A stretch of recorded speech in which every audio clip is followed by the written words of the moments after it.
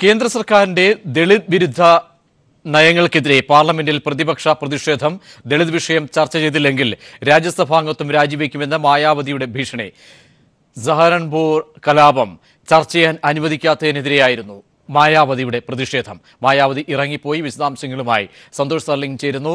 സന്തോഷ്, തുടർച്ചയായി ഉണ്ടാകുന്ന ദളിത് വിരുദ്ധ നയങ്ങൾ, ആക്രമണങ്ങൾ, ഇതൊക്കെ സഭയിൽ എങ്ങനെയാണെന്ന് പ്രതിപക്ഷം ഉന്നയിച്ചത്? ഏത് രീതിയിലാണ് പ്രതിഷേധം രൂപപ്പെടുന്നത്? പ്രജൂഷ്, ഇനി സഭയുടെ പ്രവർത്തനങ്ങൾ എങ്ങനെയായിരിക്കുമെന്ന് വ്യക്തമാക്കുന്നതാണ് ഇന്നേ ദിവസം രാജ്യസഭയിൽ കണ്ട പ്രതിപക്ഷ ഐക്യവും വിവിധ വിഷയങ്ങളിൽ അവരുയർത്തിയ നിലപാടുകളും.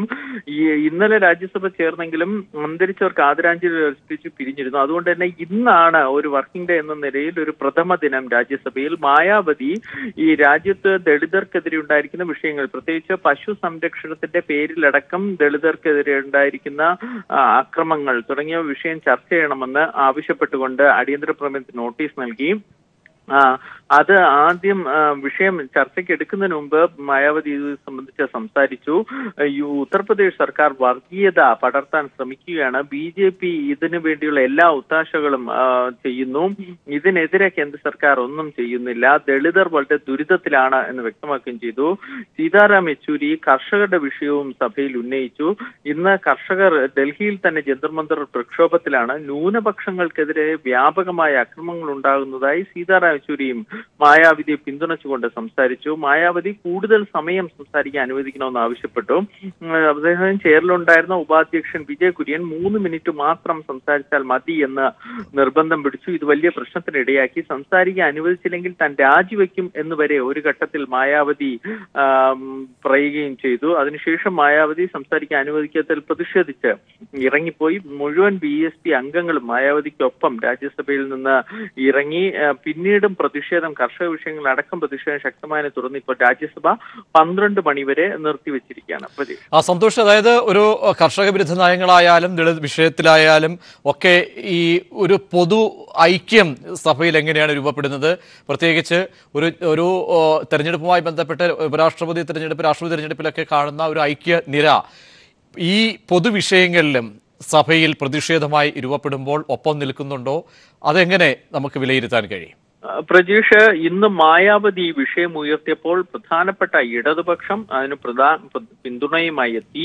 അതിനുശേഷം കേന്ദ്രമന്ത്രി മുക്താർ അബ്ബാസ് നഖ്വി പറഞ്ഞത് ഉത്തർപ്രദേശിൽ പരാജയപ്പെട്ടതിന്റെ നിരാശയാണ് മായാവതി കാണിക്കുന്നതെന്നാണ്. ഇതിനെതിരെ ശക്തമായ പ്രതിഷേധവുമായി ഉയരുന്നത് കോൺഗ്രസിന്റെ പ്രതിപക്ഷ നേതാവ് ഗുലാം നബി ആസാദാണ്. ഇതിൽ തന്നെ വ്യക്തം ഒരു വിഷയത്തിൽ പ്രതിപക്ഷം എങ്ങനെയാണ് ഐക്യ നിലപാട് രൂപപ്പെടുത്തിയിരിക്കുന്നതെന്നാണ്. രാജ്യസഭയിൽ പ്രതിപക്ഷ പാർട്ടികൾ ഇത്തരത്തിൽ ഒന്നടങ്ക് നിന്നാൽ ഭരണപക്ഷത്തിന് അത് വളരെയേറെ പ്രശ്നമുണ്ടാകും. കാരണം രാജ്യസഭയിൽ ഭൂരിപക്ഷം ഇല്ല നരേന്ദ്രമോദി സർക്കാരിന്. അതുകൊണ്ട് തന്നെ അത് വളരെയേറെ പ്രശ്നങ്ങൾ ഉണ്ടാക്കും. ഇപ്പോൾ പാർലമെന്ററി കാര്യ സഹമന്ത്രി അടക്കമുള്ളവർ ഇത് പ്രതിരോധിക്കാൻ ശ്രമിക്കുന്നുണ്ടെങ്കിൽ പോലും പ്രതിപക്ഷം ഇത്തരത്തിലൊരു ഐക്യം ഉണ്ടാക്കിയാൽ മറികടക്കാൻ എളുപ്പമാവില്ല. ഇന്ന് 2 ബില്ലുകളാണ് രാജ്യസഭയിൽ ഫയൽ ചെയ്തിരിക്കുന്നത്.